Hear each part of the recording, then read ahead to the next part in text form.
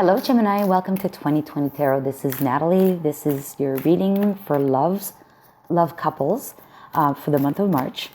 And if this does not resonate with you, please check out your Venus, your Moon, and your Rising. So let's start with your card from the Whispers of Love. And this card says, do something for someone else. And you have card number 41. And you have in this card a squirrel, you have a mouse, you have a rabbit, you have a fawn, you have a couple of birds, and you have this woman that's petting a rabbit. It says, so like I said again, do something for someone else. And the card says also, give your attention to someone else. Okay, so we'll see where that takes us. Card number 41, Gemini. So Gemini in love for March. Gemini in love for March. Gemini in love for March. Gemini in love, couple relationship for March.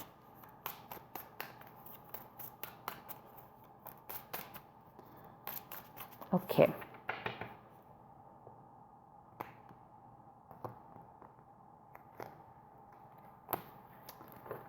Okay, the relationship between the two of you now is one of 10 of Wands. A little bit of burden, okay? The communication is that of the 9 of Cups, which is happy communication. The strength between the two of you is the Queen of Pentacles. The weakness is the 9 of Wands. The reality is the 5 of Swords. The passion is the Fool's card. And the key to the future is the 7 of Wands. Okay. Look at this. The middle row is all Wands. To me, this speaks of work. Passion, but also work. I think right now, because this is in the now position, it's the 10 of Wands, and the message is to give something or do something for someone else. I think you're most likely you, Gemini, but it could be the other person as well. But I think one of you is working too much. One of you is so busy at work and has got a lot of stuff on the go. And that is not necessarily a good thing for a relationship if you don't have enough time for them. And it looks like you're probably, or whoever is working so hard is always on the defensive as well. With the 9 of Wands, very defensive about this. And then it says that the outcome of the key to the future is, standing your ground. It's the same guy, right?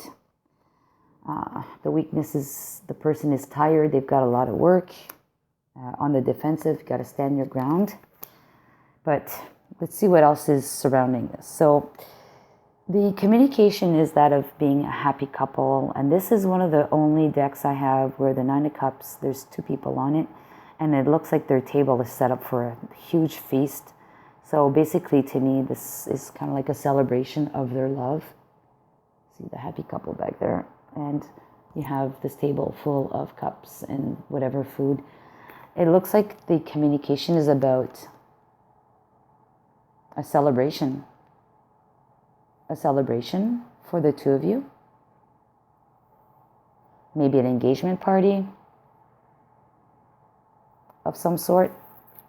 And then we have the strength being the Queen of Pentacles, which is a very nurturing, grounded, down-to-earth, very fertile. There's a rabbit on here as well.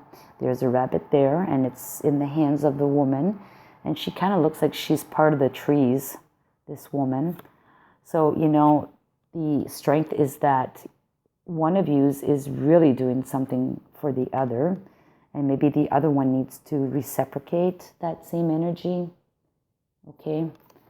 But unfortunately, they have a hard time to do so because of their obligations. And the reality is that maybe there is a bit of disappointment. There's disappointment from one of the parties. The other party feels victorious because, they think they can manage it all and be it all. But really, fundamentally, they are leaving someone disappointed in the background. Okay? And then the passion between the two of you, well, it's calling for change. It's calling for really going out on a limb and doing something different and new.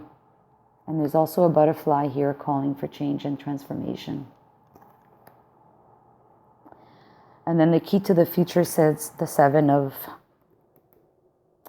Wands. Let me just grab a couple more cards on that to explain that Seven of Wands. Why the Seven of Wands here?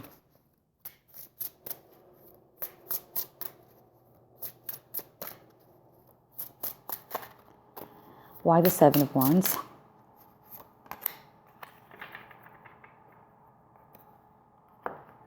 The Two of Pentacles. So yeah, there's too much juggling going on. Or there has to be better juggling, better grounded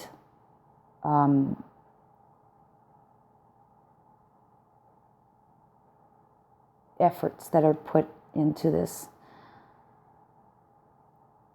The person that's burdened, okay, the one that's burdened and the one that's probably working a lot or has all these obligations, I think they need to come to grasp that they have to have better equilibrium. Definitely, you can't, you got to persist. You can't give up, right? That's the message for the future. You can't give up, but you need to have a better balance of whatever your responsibilities are, because you need to do something for someone else. You need to be able to pay attention to someone else. How about like stopping and smelling the roses, once in a while? Why the Ten of Wands at the top there? Ten of Wands at the top for the energy now. Why the Ten of Wands? Oh, yeah, the Devil card. Definitely someone's overworking.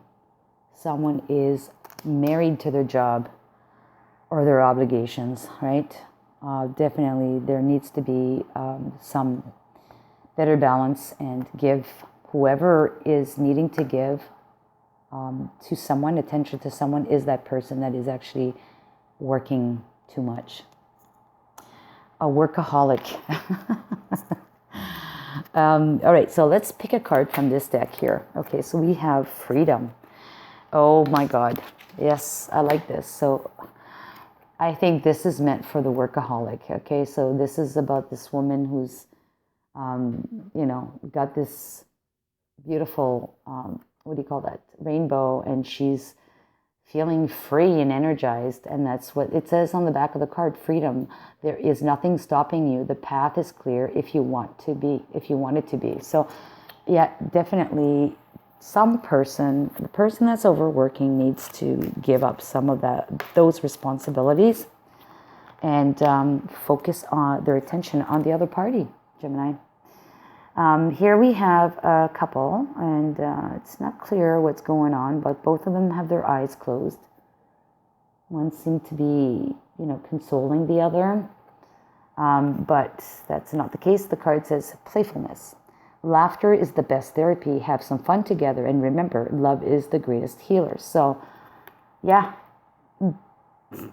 free yourself from the work, have fun together. That's basically what this is saying.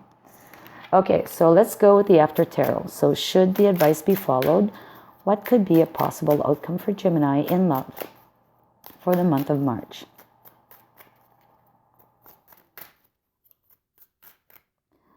No, there's too many cards.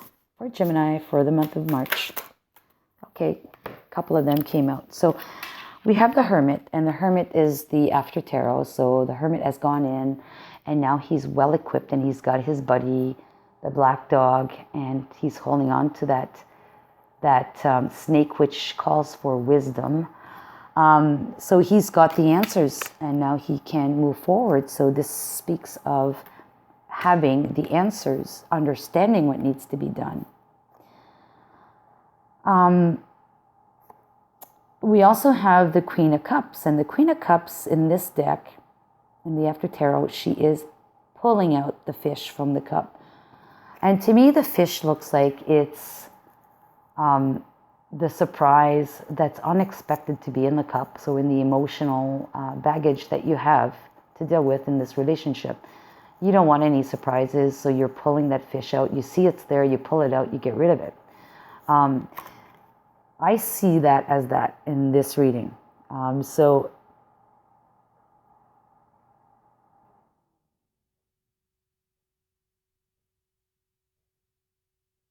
I see that as that because you know what? The person that's on the receiving end of the other overworking probably didn't realize that it was going to be like this. And it came to a surprise to that person that, you know, the other individual who is overworking, yes, they're probably very successful, but to the point where that's all they do.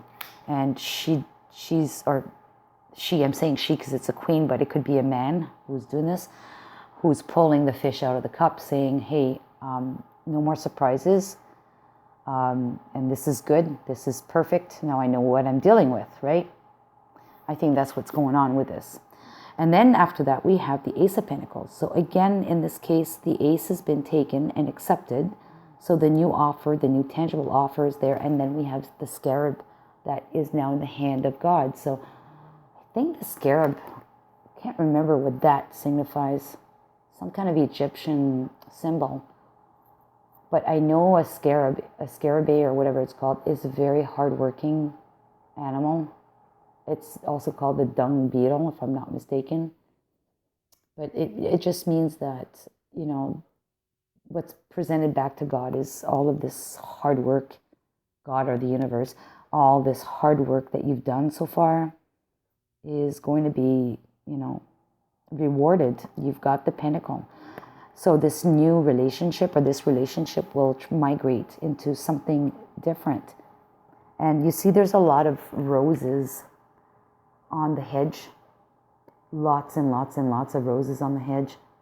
And I think in most decks there are no roses on the hedge. So nothing's bloomed yet. But in this case, they've bloomed. So meaning that the work was done. The person has transformed themselves, maybe given up some of their work, spending less time at work to spend more time with their partner. So they freed themselves up and now they've become more playful. They've done that inner work to understand that. And then they balance things out. And then the receiving partner now knows exactly what to deal with. And then finally, this turns out to be a beautiful relationship between balance of work and love. And of all the aces, I think this is one of the better ones because it kind of includes everything, your health, your wealth, and it is a new opportunity. So it's more tangible, right? And the roses signify love. So it's a beautiful card to have. So this transforms into a beautiful relationship that's more stable. More stable. Okay, well, I hope this was helpful to you, Gemini. So give it a thumbs up if you liked it, if it resonated. And I'm a little curious. Please let me know. And leave me a comment. And until next time, till next month. Bye-bye.